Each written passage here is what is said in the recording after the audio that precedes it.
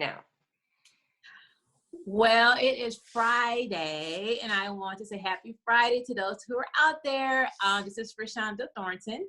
And Natalie Gensits, happy Friday. Yes, happy Friday. And we're in day 24 of our 30 days and 30 ways to better health and mental health, wellness, all that wrapped up in one. So we're gonna, yesterday we did a topic that was centered around, what was our topic? These days just kind of overlap, Natalie. What was our topic about? Yesterday was, Oh my goodness. That's fine. It's totally wasn't fine. your interview, it was the Allergies. So yesterday we just highlighted about allergies because it's the springtime, it's allergy season, and we just kind of implemented some of our knowledge and collapsed it. Now it's really good about understanding the body's immunity, and she has actually allergy complications sometimes, and she brought that in, and when I brought in kind of the foods that perhaps could go against the grain or promote the allergy symptoms. So if you guys have some of these allergies that you face during the springtime, go back to that particular segment and kind of get some info on it. But today we're just going to switch gears, and we are going to talk about, we know right now the economics is we are really kind of strapped when it comes to how we're spending our money or what to spend our money on, what to save. So we decided to have a segment called Spending Less and Saving More. So the whole, we're going to go through different topics, but I will start off with just talking about our food, because we know that's, we need food to survive, right? And so how can we make sure that we are not just budgeting our foods, but actually finding ways we can make our food stretch, especially if we have a big family. And so, when it comes to your nutrients, we know some of the biggest macronutrients you need is protein. And we know protein is the most expensive food group out of all of them. And so sometimes we may have to find ways to get protein in that we may not can get it from necessarily meats. So a good way to swap some of your meats is just bringing in beans. They're really high in protein, and they bring a lot of fiber and iron, just like meat does. So swapping some of your burritos, swapping some of your tacos, bringing in some black bean burgers, that'd be a great way to save money and still make sure you get some of your nutrients in. Also, buying things in bulk. We've talked about that before. Buying in larger quantities and lesser per ounce as far as price point. And just, putting them in containers or jars that you can kind of divvy them out. And always don't hesitate to buy things frozen, particularly frozen veggies, but not really frozen meals or frozen foods, but just maybe frozen vegetables or even just frozen meat. That way you can preserve it and use it over time.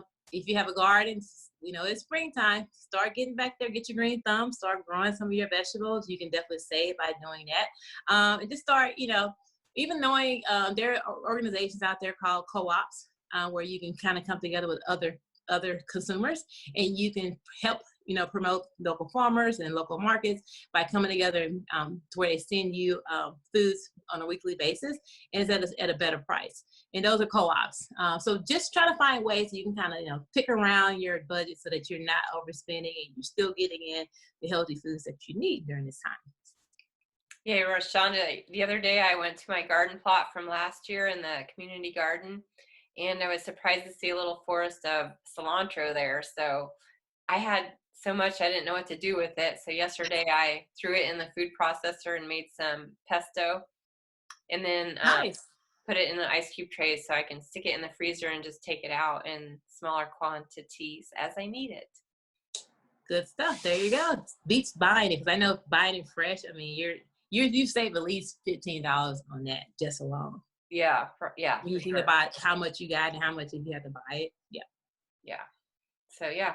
What else do you got? We're going to talk about some entertainment stuff too, right? Yeah. Okay. So let's just jump on the entertainment. Right now, we know everyone is watching every form of television right now. You've actually found that you can't live around your family. So I would say, start getting creative with your family. Pull out the board games. Not just the Connect Fours and the Tic Tac Toes or something that's short. Pull out the ones that takes a couple hours to play, because you find that you can occupy your time around those you love and still have a good time to where everyone is entertained. You can take away some of those apps, take away some, not all of it completely, but just kind of wean back the cable watching or finding that you have to use apps to continue to entertain you when you can be creative and interact with your family. Just go old school with it. It costs no money to play board games. your books right now in the library, they have apps that where you can get virtual books on your phone or your computer, Hoopla. I know that's something that I use in my public library. I'm getting books and even like audio books too. So not having to go buy books, finding ways to entertain yourself without watching television. Go and grab, I'm sure every library now has a virtual resource. And, for those who have families and have a spouse or a special loved one, get creative with your date nights. Wait for the kids to go home, go to bed at night. It's getting warmer here at nighttime. Pull out those Christmas lights, decorate the deck, get your Bluetooth, create a quick meal, get your bottle of wine, and just make it a tradition. Like every Friday night, this is your time with your specific other. So these are just the ways that you are not spending a lot of money. You're finding ways to not continuously entertain yourself by utilizing cable and apps and things like that. Kind of step away from those and find that you're saving money and you actually creating more valuable time with the people that you love. Good suggestions. I like them. I keep thinking about camping in the backyard or even doing your date night suggestion with one of the kids. Like if you need to have some one-on-one time with them, you could have a little, father-daughter date or whatever it is. But good idea. Definitely money saving there for sure. For sure. Compared to spending out.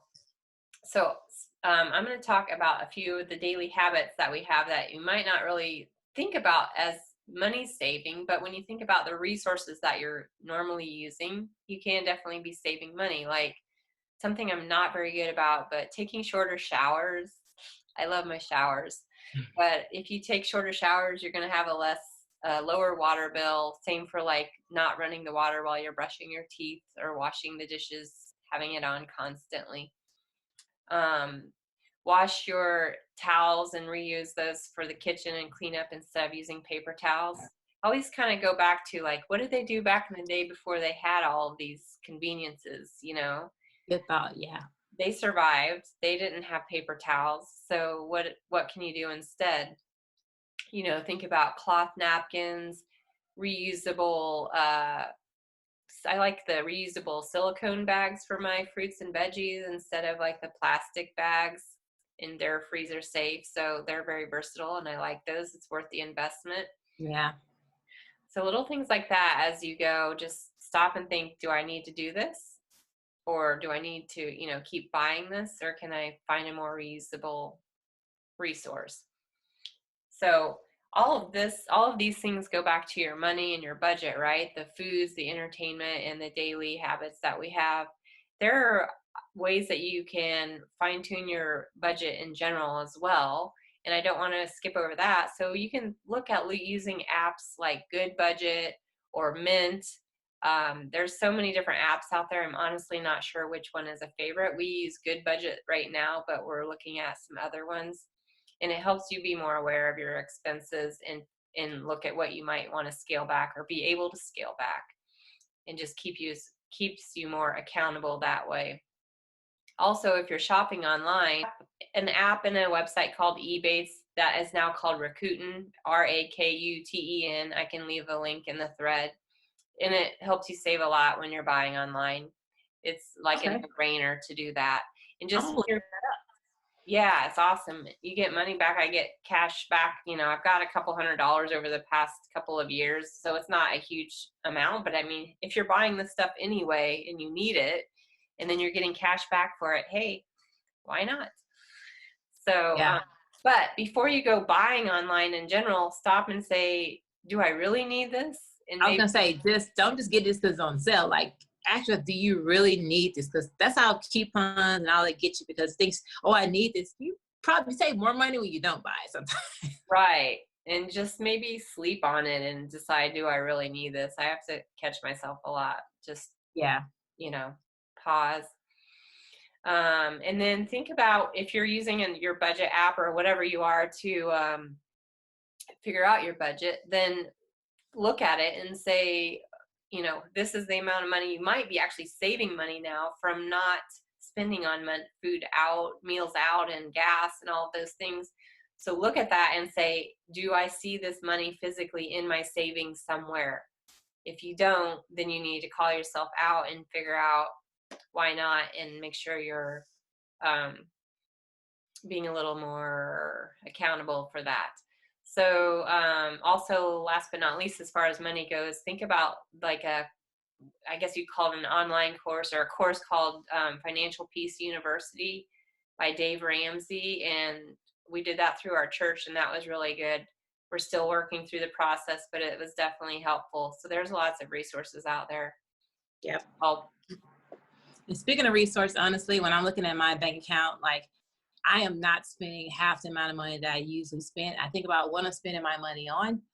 We're not driving as much, so I'm spending money on gas. We're not eating out as much, so saving a lot of money on that. Then we start thinking about, you're not going to parties anymore. You're not, taking the kids to different activities, and you're finding you're saving a lot of money. I think it helps you to recognize, do I need to always buy these material things when I'm going to a kid's party? Do I have to spend all this money? Do we have to spend $200 for the kids to go have this thing on a weekend? When we find that, we can still have fun and still save money by not needing to spend that type of money. So like, just start asking yourself, now that you when we start transitioning out of this, just recognize what did you have in your life that you use it to excess, or how you spent your money to excess to create happiness. And you realize that you don't have to spend so much money to create an idea of happiness. And how can you start transitioning to living a life to where you just recognize what's a surplus, we don't really need that.